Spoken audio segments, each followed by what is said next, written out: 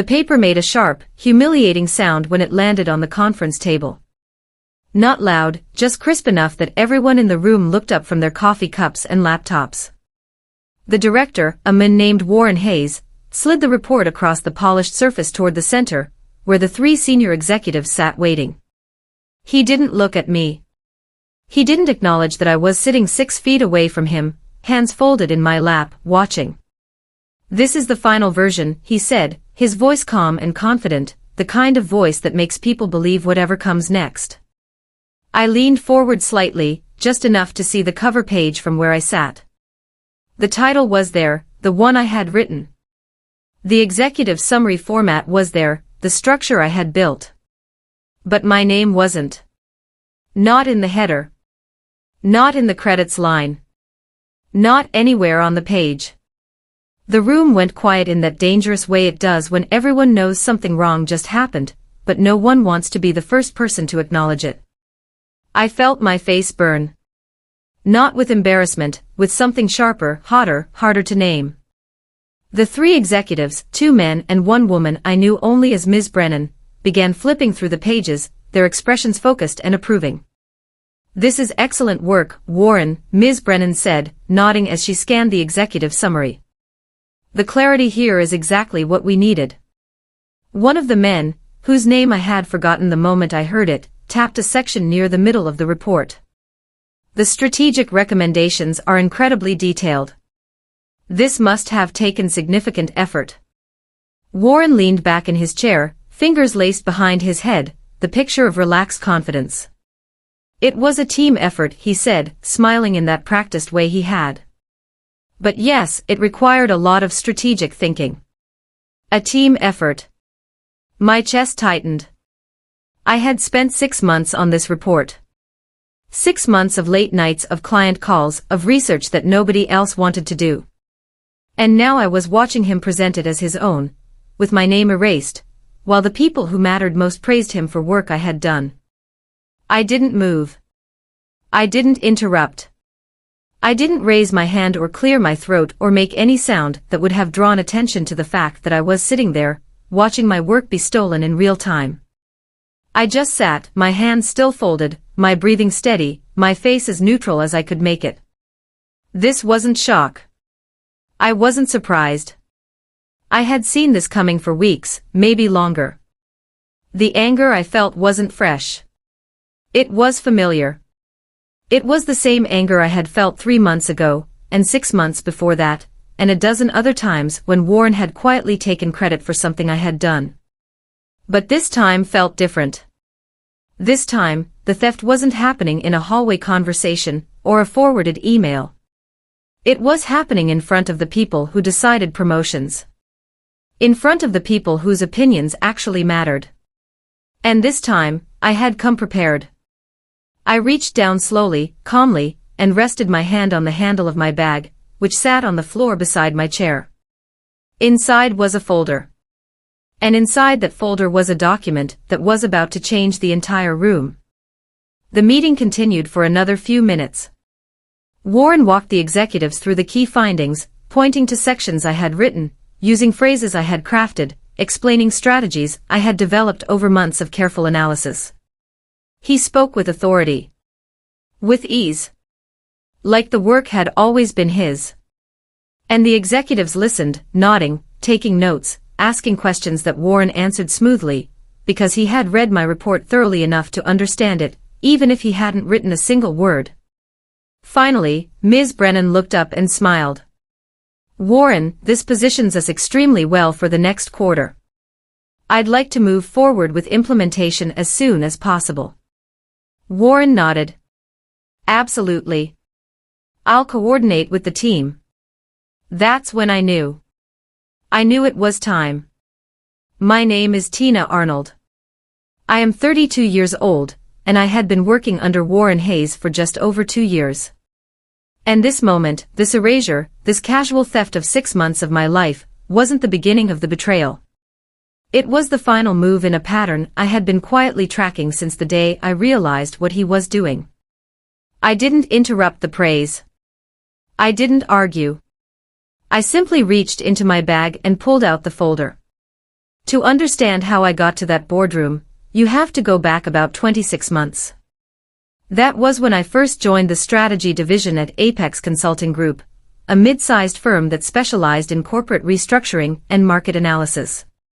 I came in as a senior analyst, a role that sounded important but really meant I did the heavy lifting while other people presented the results. I didn't mind at first. I was new. I was learning the systems, the clients, the internal culture. And Warren, my direct supervisor, had seemed competent enough in the beginning. He assigned me projects.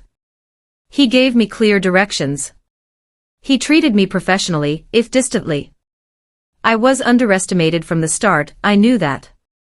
I had the credentials, the experience, the graduate degree in strategic planning. But I was quiet. I didn't make grand pronouncements in meetings. I didn't send company-wide updates celebrating small wins. I just did the work. And for the first few months, that seemed to be enough. Warren had a way of assigning work that felt collaborative but wasn't. He would come to my desk with a project folder and a warm smile and say something like, "Tina, I need your help with the research and structure on this one. You're so good at the background work." Background work. Research. Synthesis. The terms sounded neutral, even complimentary. But what they really meant was, I want you to do the hard part so I can present it. I didn't see it at first. Or maybe I saw it and told myself it was normal. That this was how teams worked. Senior people presented. Junior people supported. That was the hierarchy. Except I wasn't junior. I had more experience than half the people in Warren's position. I had led projects at my previous firm that were twice as complex as anything Apex handled. But here, I was invisible. So I built the frameworks. I conducted the research. I synthesized the data. I wrote the first drafts. And Warren took them, polished the language slightly, and put his name on the cover. The first time I noticed my name was missing, I thought it was an oversight. It was a client deliverable, a market analysis for a manufacturing company that was considering an acquisition. I had done the entire competitive landscape section, which was the core of the report. When the final version went out to the client, I opened it to check my work. Warren's name was at the top. Listed as lead analyst. My name wasn't listed at all. I walked to his office that afternoon, keeping my tone light and professional. "Warren, I think there was a mistake on the Turner report. My name didn't make it onto the contributor list." He looked up from his computer, his expression calm and slightly apologetic. "Oh, right. Yeah, we ended up simplifying the credit structure for client-facing documents. Keeps it cleaner." He smiled. "But everyone here knows you did great work on that." Everyone here. Not the client. Not the people whose opinion could lead to future opportunities. Just the people in the office, who wouldn't be the ones deciding my career trajectory. I nodded. I thanked him. And I walked back to my desk, feeling something cold settle in my stomach. 3 weeks later, there was a crisis. Another client, a retail chain, had received a strategy recommendation from Warren that contained a significant flaw, a miscalculation in projected revenue that would have cost them millions if they had followed through. I caught it during a routine quality check, the kind of review I did on my own time, because I couldn't stand the idea of letting bad work reach a client. I flagged it immediately. I sent Warren an email with the corrected figures and a revised recommendation. He replied within an hour, "Good catch. I'll handle the update." The corrected report went out the next day. The client was grateful. The project stayed on track. And when our department head asked Warren about it in the hallway a few days later, Warren smiled and said, "Just caught a small error before it became a problem. All part of the process." He didn't mention me. He didn't acknowledge that I had been the one to find it, to fix it, to save the project. And I realized, standing there listening to him take credit, that this wasn't a mistake. It was a system. The praise, when it came, never reached me. Warren would get emails from clients thanking him for his insight. He would be mentioned in internal reports as the lead on successful projects. He would be invited to strategy meetings that I wasn't included in, even when the work being discussed was mine. I didn't complain. I didn't confront him. I told myself that the work mattered more than the credit. That I was building experience, building skills, and that eventually, the right people would notice. But the right people weren't noticing. Because the right people only saw what Warren showed them. And what Warren showed them was a version of reality where he was the strategist, the thinker, the leader, and I was, at best, a helpful assistant. The anger I felt wasn't loud. It was quiet. It sat in my chest like a stone, heavy and cold, and it stayed there while I kept working, kept building, kept doing exactly what I had always done.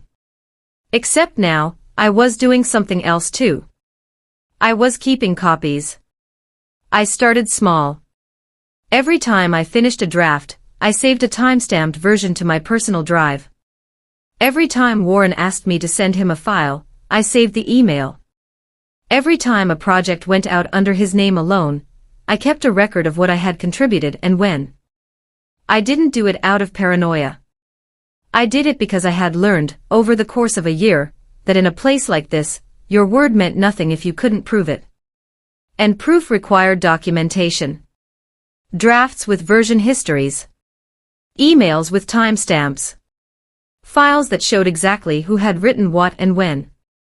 I organized everything by project, by date, by client. Clean. Simple. Factual. And over the months, as the folder on my drive grew thicker, I started to see the full shape of what was happening. It wasn't just one report. It wasn't just one oversight. It was a pattern. And the pattern had a name. Warren grew bolder as time went on. He stopped giving me credit even in internal conversations. In meetings, he would reference the strategy one developed or the analysis I conducted, and nobody questioned it. Because Warren was confident. Warren was articulate. Warren had been at Apex longer than I had, and people trusted him. I watched it happen again and again. A question would come up about a project I had led, and Warren would answer it without hesitation, framing the work as his own. And I would sit there silent, my face neutral, my hands folded, while the room nodded along. Once a colleague named Heather pulled me aside after a meeting and said, quietly, "That was your work he was talking about, wasn't it?" I nodded. "Why didn't you say anything?" she asked. I didn't have a good answer. Or maybe I did, but it wasn't one she would understand. Because saying something in the moment would have made me look petty, defensive, like I was fighting for scraps of recognition. And I had learned that fighting for recognition, in a room full of people who already believed Warren, was a losing game. The turning point came 6 months ago, when Warren assigned me a new project. It was a critical one, a comprehensive market positioning report for one of our largest clients, a financial services company that was preparing to launch a new product line. The report would inform their entire go-to-market strategy. It would shape millions of dollars in decisions. And it was being assigned solely to me. "This one's all yours, Tina," Warren said, leaning against my desk with his arms crossed. "I want you to take the lead. Full ownership." I looked at him, searching his face for the catch. There was always a catch. "You'll present it?" I asked. He shook his head. "Not this time. This is your project. You build it, you own it." I didn't believe him. But I didn't argue. I just said thank you and got to work. And for the next 6 months, I poured everything I had into that report. I worked late every night. I worked weekends. I built models, conducted interviews, analyzed competitor strategies, and synthesized it all into a framework that was clearer and sharper than anything I had done before. The pressure was immense. This report could define my career. If it succeeded, I would finally be visible. If it failed, I would be blamed. There was no middle ground. Warren checked in occasionally, asking for updates, reviewing sections, offering feedback that was mostly surface level. But he didn't interfere. He didn't rewrite. He let me work. And for a while, I thought maybe, just maybe, this time would be different. Maybe this time, my name would stay on the work I had done. Maybe this time, I would get the credit I had earned. I was wrong. I delivered the report on a Tuesday morning, 2 weeks before the final presentation to the client. It was the strongest work I had ever done. The executive summary was concise and compelling. The data visualizations were clean. The strategic recommendations were bold but grounded in evidence. I sent it to Warren with a short email, final draft attached. Ready for your review. He replied within an hour, looks great. Just a few minor edits and we'll be ready to go. Minor edits. I didn't think much of it at the time. I assumed he meant formatting tweaks, maybe a word choice here or there. I went back to my other projects and waited for his feedback. 3 days later, I saw the report again. It had been circulated internally for review by the senior team. I opened it expecting to see my name at the top. Instead, I saw Warren's. Just his. As the sole author. I stared at the screen for a long time, my hands frozen on the keyboard. The report was identical to what I had submitted. Every section. Every word. Every chart. The only thing that had changed was the author line. I scrolled through the document, looking for any sign of my contribution. Any acknowledgement. Any footnote or credit line buried somewhere in the appendix. Nothing. I had been erased. Completely. Quietly. Like I had never been there at all. I closed my laptop. I sat at my desk, staring at the wall, feeling that familiar cold weight settle back into my chest. And then I made a decision. I opened my personal drive. I found the original file, the one I had submitted to Warren, with my name on it, with the timestamp showing exactly when I had created it. And I printed it. Every page. I slipped the printed document into a folder, placed the folder in my bag, and went home. I didn't confront Warren. I didn't send an angry email. I just waited. The executive review meeting was scheduled for the following Thursday. It was one of the quarterly sessions where senior leadership evaluated ongoing projects and made decisions about promotions, resource allocation, and strategic direction. Warren had been invited to present the market positioning report. I had been invited to attend as support staff. I knew what that meant. It meant I would sit in the back of the room, while Warren took credit for 6 months of my work in front of the people whose opinions mattered most. The night before the meeting, I went through the printed report one more time. I checked the timestamps on every page. I reviewed the version history logs I had saved. I made sure that every piece of evidence was clean, clear, and undeniable. I wasn't preparing to argue. I was preparing to show. Because I had learned, over 2 years of watching Warren operate, that arguing didn't work. Arguing made you look emotional, defensive, difficult.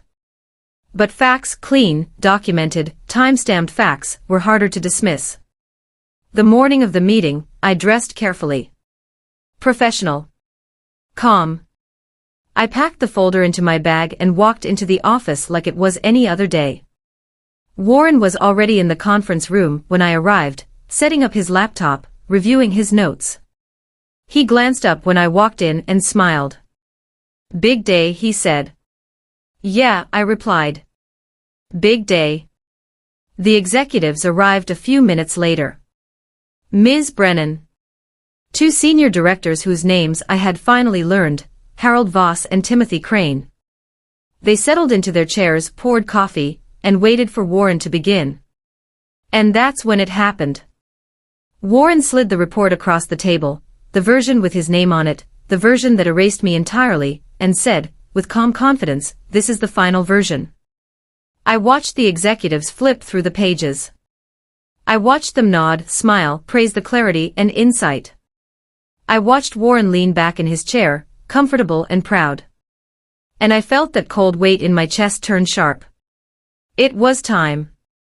The meeting continued for a few more minutes. Warren walked through the executive summary, highlighting key findings, explaining strategic recommendations with the kind of easy authority that comes from having read something thoroughly, even if you didn't write it. Ms. Brennan asked a question about market segmentation.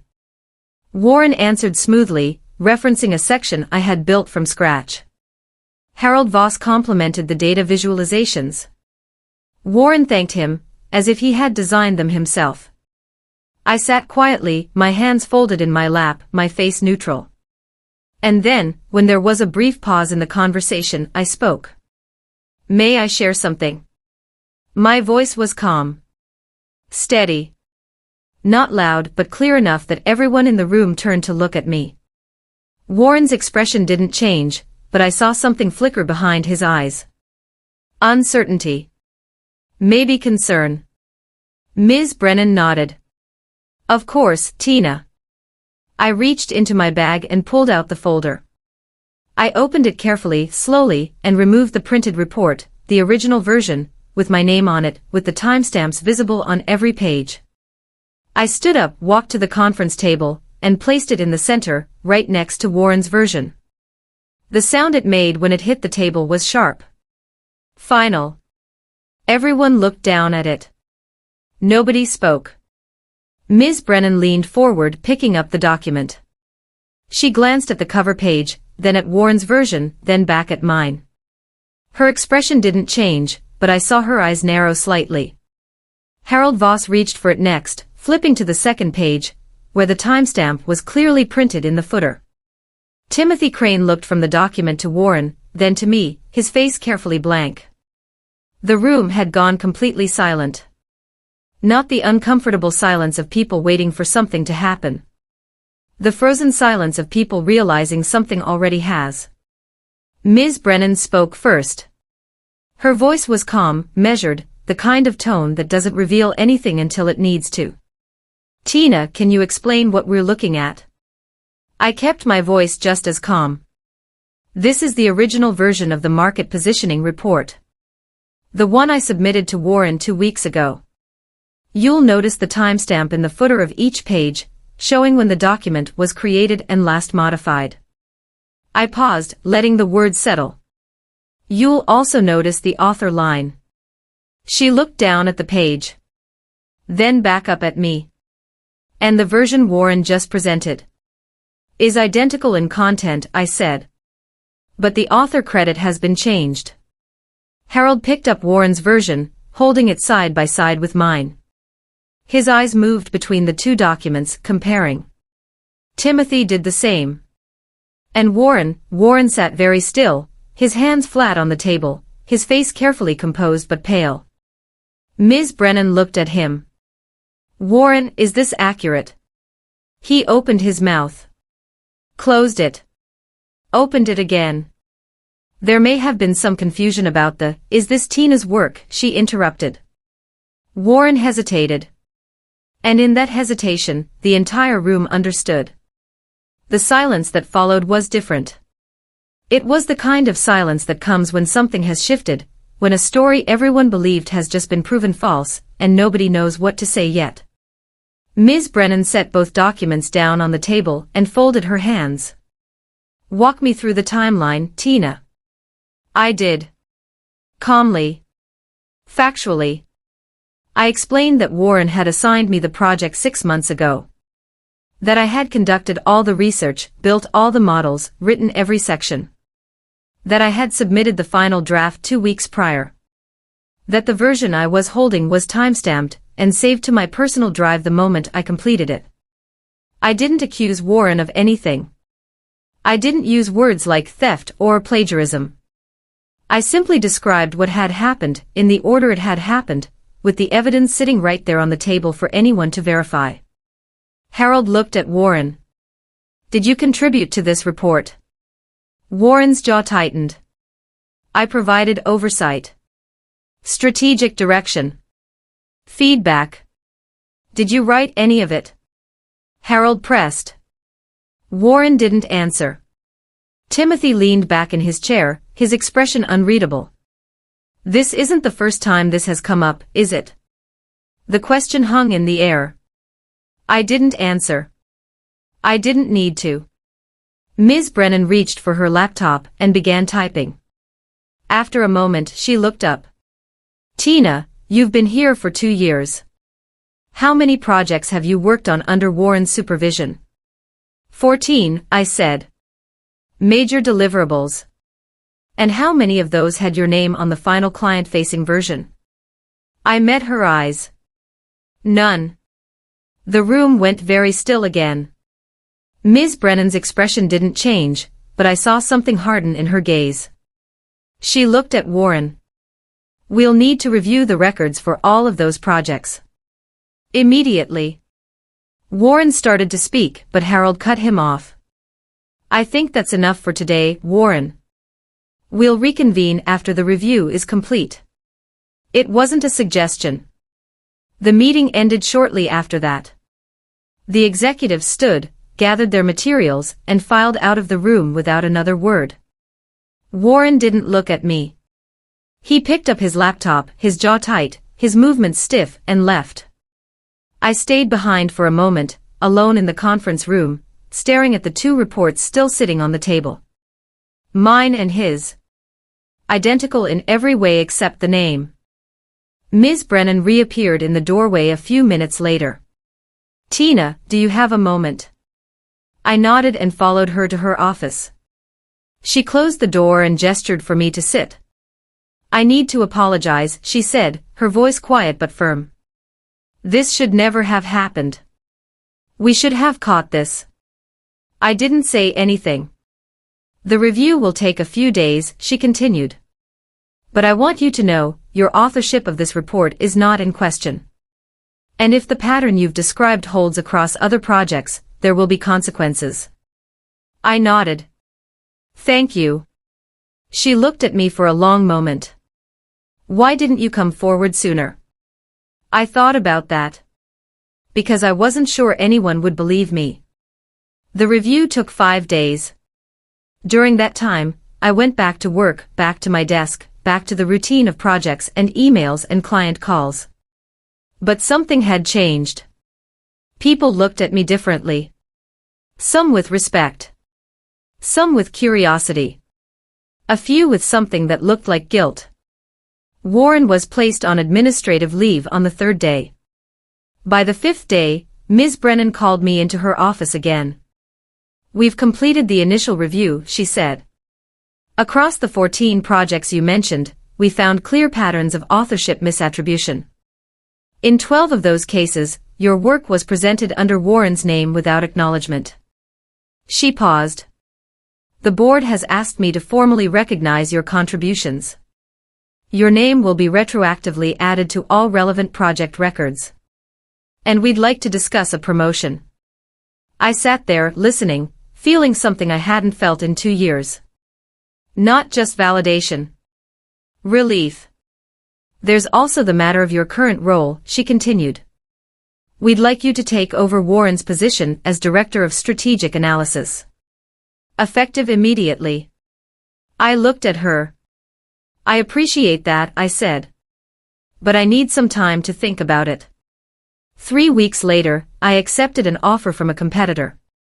Not because I was angry. Not because I wanted revenge. But because I had spent 2 years in a place that let someone steal my work, and one apology, one promotion, didn't change the fact that it had happened at all. The offer was better. The title was senior.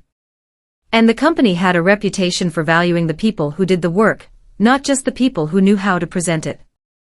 On my last day at Apex, Ms. Brennan walked me out. I'm sorry we're losing you, she said. But I understand why you're leaving. I nodded. Thank you for listening. You didn't just bring documentation, she said. You brought proof that we had a cultural problem. That matters. I thought about that as I walked out of the building for the last time. I hadn't raised my voice. I hadn't made accusations. I hadn't demanded justice. I had simply placed a single document on a table and let the facts speak. And the facts had said everything I couldn't. 6 months later, I was thriving in my new role. I led projects that had my name on them. I presented work I had actually done. And when people asked me how I had ended up there, I told them the truth. I prepared. I documented. And when the moment came, I stayed calm and let the evidence do the talking. Because silence isn't weakness when you have proof. It's strategy. And sometimes the most powerful thing you can do isn't argue. It's wait for the right moment, and then let the truth land exactly where it needs to.